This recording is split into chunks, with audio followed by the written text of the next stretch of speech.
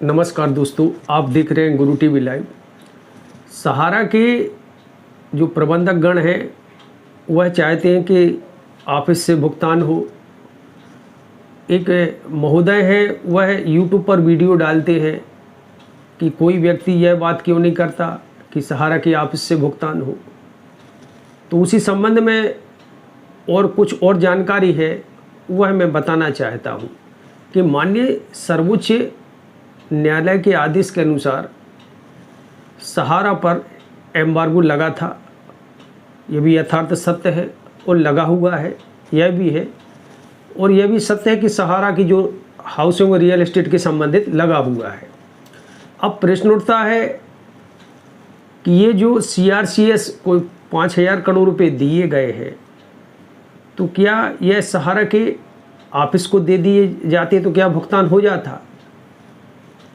जहाँ तक मेरा सूचना है नहीं होता, क्योंकि माननीय सर्वोच्च न्यायालय ने कभी भी यह नहीं कहा कि आप है जो सहारा की कोऑपरेटिव सोसाइटी का पैसा निवेशकों का ना दो। जबकि सहारा के प्रबंधन के अधिकारी गण है जो चिल्ला कर कह रहे हैं कि सहारा के ऑफिस से भुगतान हो। तो मैं उनको बताना चाहता हूं कि न्यायालय ने कब रोका है कि आप ऑफिस से भुगतान ना करें। ये तो आपने 2253 करोड़ रुपए है जो सहारा सेबी के खाते में गलत जमा कर दिए थे, जिसका ब्याज सहित 5,000 करोड़ रुपया है जो सहारा रिफंड पोर्टल के माध्यम से सहारा समूह की कोऑपरेटिव सोसाइटी की जो जमा करता है उनको वापस किया जा रहा है। माननीय न्यायालय ने कभी नहीं कहा कि आप सहारा की जो सोसाइटियां हैं उनका पैसा पर है जो एम्बार्गो लगा हुआ है, ऐसा कभी नहीं कहा। जब सहारा समूह द्वारा सोसाइटियों में गलतियां शुरू कर दी गई, नियम कानून को माना नहीं गया और है जो CRCS में शिकायतें बढ़ती गई, तो सहारा की जो 4 सोसाइटियां हैं उसमें वर्तमान में स्टार मल्टीपर्पज़ पर तो काम अभी भी चालू है, और बाकी जो सोसाइटियां हैं जानकारी अनुसार उन पर है जो CRCS ने रोक लगा दी थी। रोक लगाने के कारण यही था कि जमाकर्ताओं का पहले आप भुगतान दे दो और जब आपको क्लीन चिट मिल जाए तो आप पुनः काम प्रारंभ कर सकती हैं।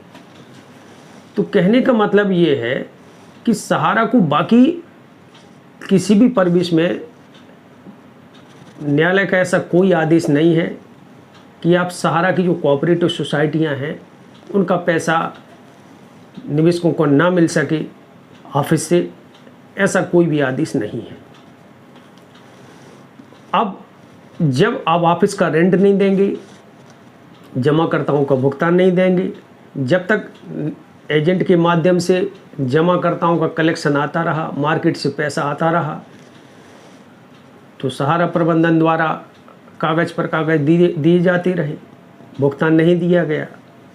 और जब रॉयल्टी बढ़ती गई, भुगतान मिला नहीं, तो स्वाभाविक है क्योंकि इनकमिंग और आउटगोइंग दोनों साथ साथ चलती हैं, लेकिन सहारा प्रबंधन द्वारा इनकमिंग को चालू किया गया और आउटगोइंग को बंद कर दिया गया, जिसका परिणाम यह हुआ कि आज ऑफिस बंद है। और जिन व्यक्तियों का इन्होंने जगह ज़मीन अथवा ऑफिस बनाने हेतु भाड़े पर मकान लिया था और ऑफिस बनाया था, उनका रेंट भी बाकी है।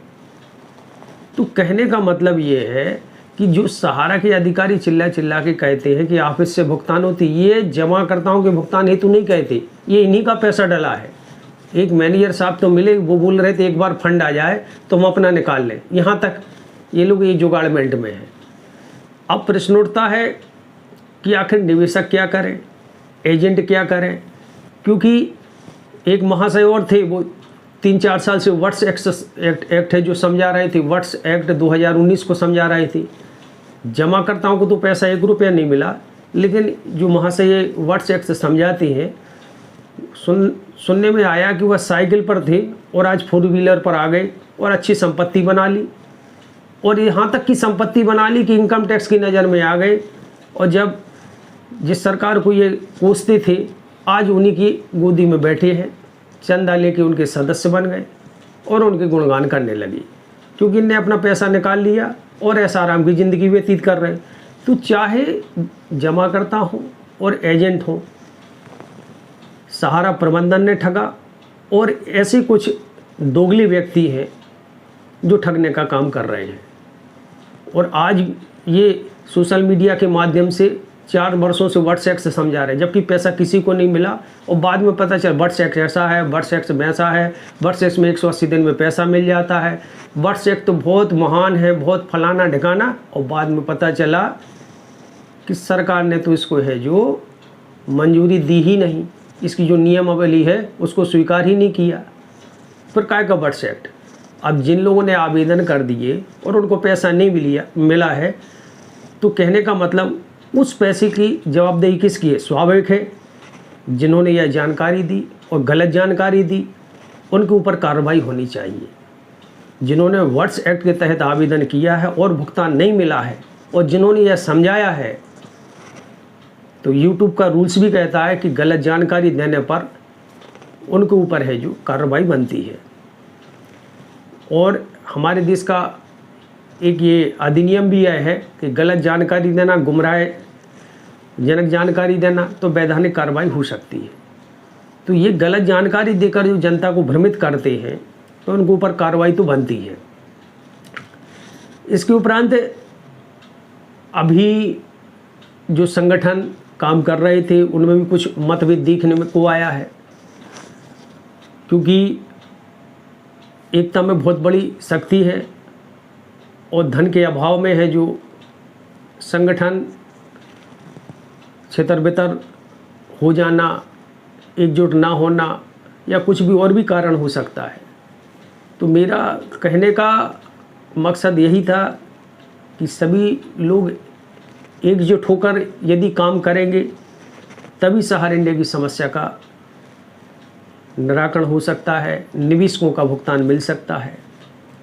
और यदि अलग अलग होकर है जो हम काम करेंगे तो स्वाभाविक है कि ये बरसों निकल जाएंगे, इसी तरह चलता रहेगा। कहने का मतलब ये है कि आज कोई ऐसा व्यक्ति हम लोगों के बीच में अभी तक मुझे नहीं मिला कि अन्ना हजारे जैसा आंदोलनकारी हो, जिन्होंने आप जैसी पार्टी तक को है जो देश में स्थापित कर दिया। तो कहने का मतलब कि आज एजेंट और जमाकर्ता अत्यधिक परेशान है। एजेंट की तो स्थिति इतनी गड़बड़ है, मैंने देखा है कि वह मजदूरी कर रहे हैं, उनके पास पैसा नहीं है कि वह पैसा दे सकें। हाँ, 10% व्यक्ति हर जगह है जो किसी भी क्षेत्र में चले जाओ वो पैसा बहुत कमाते हैं और उनके पास पर्याप्त होता है। चाहे सहारा में भी 10% एजेंट ऐसे हैं जिनके पास पर्याप्त धन है, लेकिन क्योंकि उनकी बहुत सी पैसा ऐसा डला है जो आयकर से छुपा हुआ है और वो है आगे आना नहीं चाहती और ना पैसा लगाना चाहती है। बाकी 90% जो ईमानदार हैं वह लड़ना तो चाहते हैं, लेकिन वैधानिक प्रक्रियाओं में पैसा खर्च होता है और उनकी इतनी सामर्थ्य नहीं बची, क्योंकि वह अनेकों बार चंदा दे चुकी है और जमाकर्ताओं को भुगतान नहीं मिला, वह निराश हो चुकी है। और जमाकर्ता छोटे छोटे डिपॉजिटर हैं, सहारा रिफंड पोर्टल से उनका भी भुगतान नहीं मिला। कहने का मतलब कि सहारा प्रबंधन जानती है कि यदि किसी को तोड़ना है तो अर्थ से तोड़ो, और वही आज स्थिति लागू हो गई है कि सहारा के जो एजेंट हैं वह अर्थ से 90% टूट चुके हैं। और यह भी यथार्थ सत्य है कि 70% एजेंट व जमाकर्ता एक ही है। तो मेरा वीडियो बनाने का उद्देश्य यही था कि कुछ लोग हैं जो कुछ भी अनाप शनाप मन से बताने का प्रयास करते हैं, जो कि गलत है, ऐसा नहीं होना चाहिए। और ये जो भी पैसा ऐसी परिस्थितियों में जो भी व्यक्ति गलत तरीके से लेगा उसको यही भोगना पड़ेगा, यह भी यथार्थ सत्य है। अब क्या करें, भुगतान किस प्रकार मिलेगा, क्या करना चाहिए और इसकी निःशुल्क क्या व्यवस्था है, इसकी मैंने विगत है जो 1.5-2 माह से जो एडवोकेट है, क्योंकि हर जगह कुछ अच्छे व्यक्ति होते हैं, कुछ गलत व्यक्ति भी होती है, कुछ लोभी लालची भी होती है। तो मेरा जो संगठन है महाकाल ग्रुप, उसमें जो व्यक्ति धार्मिक जुड़े हैं और निःशुल्क सेवाएं देते हैं, तो उन व्यक्तियों से संपर्क चल रहा है जो बुद्धिजीवी हैं, कानून का ज्ञान अच्छा खासा रखते हैं, एडवोकेट भी हैं, इनकम टैक्स की भी जानकारी रखते हैं। तो उन सभी से हमारी चर्चा चल रही है और अभी उसका निष्कर्ष अप्रैल के लास्ट तक निकल कर आएगा। तो मैं आपको बताने का प्रयास करूंगा कि किस तरह निःशुल्क है जो आप वैधानिक कार्रवाई कर सकें और आपको आपका भुगतान मिल सके। आशा करता हूँ यह जानकारी आपको अच्छी लगी होगी। यदि जानकारी अच्छी लगी हो तो वीडियो को लाइक व शेयर करें, चैनल को सब्सक्राइब करें। जय हिंद, जय भारत।